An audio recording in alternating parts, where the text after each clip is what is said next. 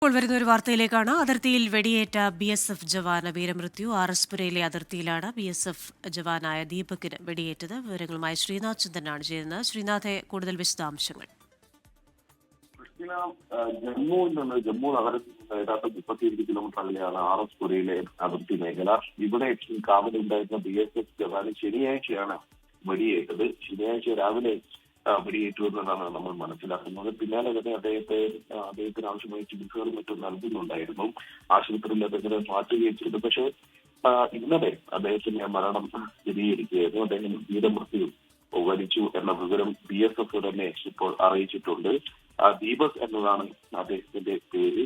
സൈന്യം ഈ നഷ്ടത്തിൽ ദുഃഖത്തിൽ അതീവമായ ദുഃഖം രേഖപ്പെടുത്തുകയും ചെയ്തിട്ടുണ്ട്. ഇതോടെ ഈ പാകിസ്ഥാനിൽ നിന്നുള്ള ആക്രമണങ്ങളിൽ മരിച്ച ജവാന്മാരുടെ എണ്ണം 6 ആവുകയാണ്. നേരത്തെ 3 BSF ജവാന്മാർക്ക് വീരമൃത്യു വരിക്കേണ്ടി വന്നിരുന്നു. അതിന്റെ ഏറ്റവും ഒടുവിലാണ് ഇപ്പോൾ അതിർത്തിയിൽ വെടിയേറ്റ BSF ജവാന് വീരമൃത്യു എന്ന ആ ഒരു ദുഃഖിപ്പിക്കുന്ന വാർത്തയാണ് ഇപ്പോൾ ശ്രീനാഥ് ചന്ദ്രൻ നമ്മളിലേക്ക് എത്തിക്കുന്നത്. ആർഎസ്പുരയിലെ അതിർത്തിയിൽ വെച്ചാണ് ഇദ്ദേഹത്തിന് വെടിയേറ്റത്. ദീപക് എന്നാണ് അദ്ദേഹത്തിന്റെ പേര്. ഒപ്പം തന്നെ ഈ പാകിസ്ഥാന്റെ ആക്രമണങ്ങളിൽ, കഴിഞ്ഞ ദിവസങ്ങളിലൊക്കെ നടന്ന ആക്രമണങ്ങളിൽ കൊല്ലപ്പെട്ട, വീരമൃത്യു വരിച്ച ഇന്ത്യൻ ജവാന്മാരുടെ എണ്ണം 6 ആയി എന്നും ശ്രീനാഥ് ചന്ദ്രൻ അറിയിക്കുന്നുണ്ട്. അദ്ദേഹം വെടിയേറ്റ് പരിക്കേറ്റ് ചികിത്സയിലായിരുന്നു.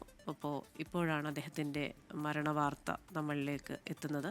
വീരമൃത്യു വരിക്കുന്ന 6ാമത്തെ ഇന്ത്യൻ ജവാനാണ് ദീപക് എന്ന BSF ജവാൻ. അതിർത്തിയിൽ വെച്ചാണ് ഇദ്ദേഹത്തിന് വെടിയേറ്റത്. ശ്രീനാഥ് ചന്ദ്രനുണ്ട്. ശ്രീനാഥെ, തുടരാം. ആർഎസ്പുര മേഖലയിൽ, അതിർത്തി മേഖലയിൽ ജോലി ചെയ്യുന്ന ഈ BSF ജവാൻ ദീപക് ശനിയാഴ്ചയാണ് അദ്ദേഹത്തിന് വെടിയേൽക്കുന്നത്. പാകിസ്ഥാനിൽ നിന്നുണ്ടായ പ്രകോപനത്തിനിടെ ഇന്ത്യൻ സേന തിരിച്ചടിക്കുന്നതിനിടെയാണ് അദ്ദേഹത്തിന് വെടിയേൽക്കുന്നത്. പിന്നാലെ ആശുപത്രിയിലേക്ക് മാറ്റുകയും ചെയ്തു.